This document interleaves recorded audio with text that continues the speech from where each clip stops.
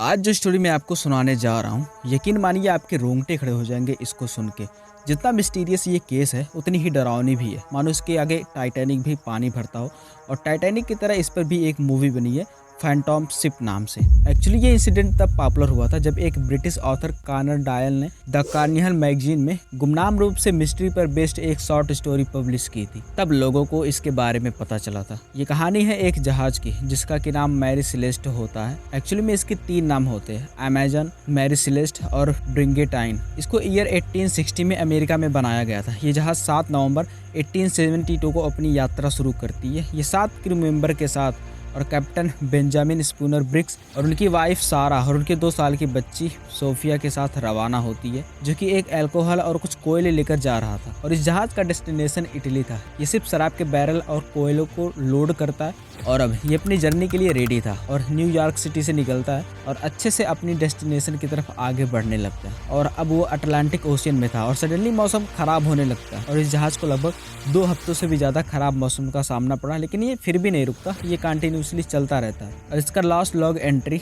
25 नवंबर को सुबह 5 बजे रिकॉर्ड की गई थी। उसके बाद किसी को भी नहीं पता ये जहाज कहाँ गायब हो गई, इसको कौन लेकर चला गया, क्या हुआ इस जहाज के साथ। ये वीडियो में हम आगे समझते हैं, लेकिन उससे पहले आपसे एक रिक्वेस्ट है, अगर आप चैनल पर पहली बार आए हो चैनल को सब्सक्राइब जरूर करना ऐसी वीडियोस के लिए। चलो अब टॉपिक पर वापस आते हैं। लोग अलग अलग थ्योरीज देते हैं इसके गायब होने का, जैसे समुद्री डकैतों द्वारा इसको लूट लिया गया हो और इनमें बैठे कैप्टन और क्रू मेंबर्स को मार दिया हो उन लुटेरों ने। कुछ कहते हैं कि ये लोग समुद्री तूफान से मारे गए होंगे और कुछ लोग तो ये भी बताते हैं कि कोई भूत प्रेत इनके मरने की वजह हो सकती है।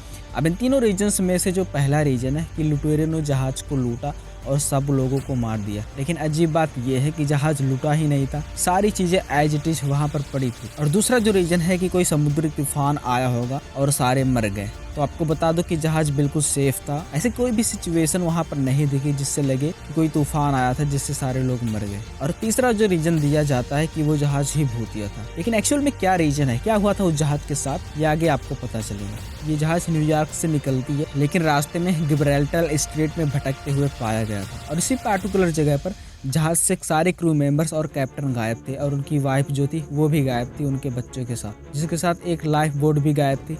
एक्चुअली बड़े बड़े जहाज़ों में छोटी छोटी नाव होती है जिनको लाइफ बोट कहा जाता है, क्योंकि अगर जहाज में कोई इमरजेंसी होती है तो लोग अपनी जान बचाकर लाइफ बोट में बैठकर वहां से भाग सकें। अब उसी टाइम पे एक और जहाज वहां से गुजरती है जिसका नाम डे ग्रेटिया था। इसने इस इंसिडेंट के 10 दिन बाद उस जहाज को ओजोरस आइलैंड से थोड़ी दूर अटलांटिक ओशियन में बहते हुए देखा, जो कि लहरों के साथ अजीब तरीके से बिहेव कर रहा था और देखने से भी ऐसा लग रहा था कि इस जहाज को कोई कंट्रोल नहीं कर रहा है। एक्चुअली ग्रेटिया जहाज के कैप्टन डेविड मोरहाउस और मैरी सेलेस्टे के कैप्टन बेंजामिन स्पूनर ब्रिक्स दोनों आपस में दोस्त थे, जिससे ग्रेटिया के कैप्टन डेविड को ये बात पता चल जाती कि ये जो जहाज पड़ी है वो उनके दोस्त की जहाज है। अब उनको मन में डाउट होता कि शायद उस जहाज में कोई खराबी हुई है, कोई टेक्निकल एरर आया होगा जिससे वो लोग आगे नहीं बढ़ पा रहे हैं। और इसके लिए वो अपने एक साथी ओलिवर डेब्बू के साथ कुछ लोगों को लाइफ बोट में बैठाकर वहां पर पता लगाने के लिए भेज देते कि एक्चुअल में वहां पर हुआ क्या है। और वो सारे लोग लाइफ बोट में बैठ के निकल जाते हैं और जैसे वो लोग मैरी सेलेस्टे के पास पहुंचते हैं तो वो लोग सिग्नल देते हैं उस जहाज को कि उधर से भी सिग्नल आए कि हम लोग अच्छे हैं या फिर नहीं अच्छे, लेकिन कोई भी सिग्नल नहीं आता।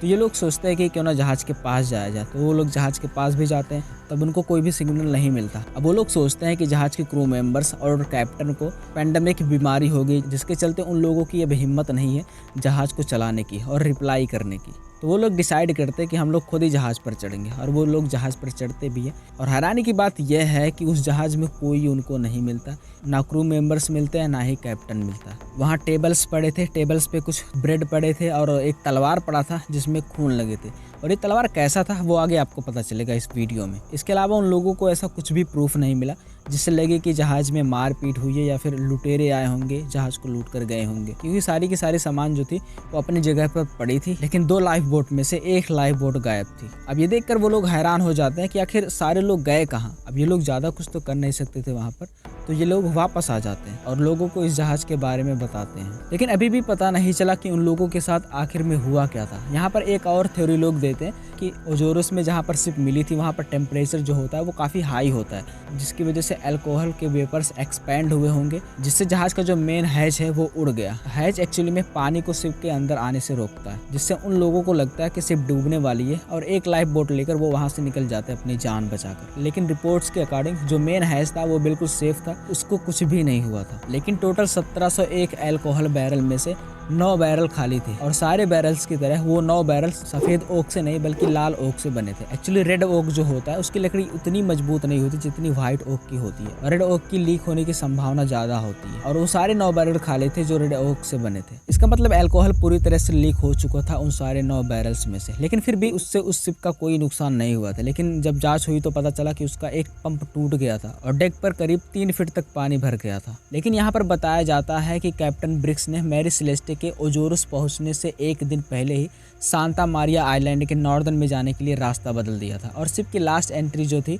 जो मैंने अभी आपको वीडियो में पीछे बताया था, उससे एक रात पहले उस शिप को ऊबड़ खाबड़ और ओशियन के तेज हवाओं का सामना करना पड़ा था, और मौसम खराब होने की वजह से शिप के कैप्टन और क्रू मेंबर्स ने इसको छोड़ दिया होगा। अब एक रिपोर्ट ये कहती है कि मैरी सेलेस्टे कोयला लेकर गए थे। अब कहा जाता है कि कोयले की धूल और मलबे ने शिप के पंपों को खराब कर दिया होगा जो बहते हुए शिप पर पाए गए थे। अब शिप तो किसी काम का था नहीं, तो उसको वहीं छोड़ दिया गया था, और उसमें जो गुड्स थे उनको भी निकाल लिया गया था, और करीब 12 साल तक वो समुद्र में ऐसे ही घूमता रहा और एक रोचेलाइस नाम के एक चट्टान से टकराता है जिसका मलबा 2001 में ढूंढा गया था। लेकिन फिर भी इसकी मिस्ट्री सॉल्व अभी तक हुई नहीं है। कुछ लोग कहते हैं कि क्रू मेंबर्स ने मिलकर कैप्टन ब्रिक्स और उनके बीवी बच्चों को मार दिया शराब को जब्त करने के लिए, क्योंकि वहाँ 9 बैरल खाली थे। लेकिन बात यह है कि शराब वो अभी पीने लायक थे ही नहीं, और वहाँ पर एक तलवार भी पाई गई थी जिसमें लाल रंग का कुछ लगा हुआ था। एक्चुअली में वो कोई खून नहीं था बल्कि तलवार में जंग लगी हुई थी, और क्रू मेंबर्स और कैप्टन के बीच में कोई झगड़ा भी नहीं था जिससे कोई डाउट हो कि उन लोगों ने कैप्टन को मार दिया हो। और क्रू मेंबर्स इतना बड़ा रिस्क भी नहीं लेना चाहेंगे कि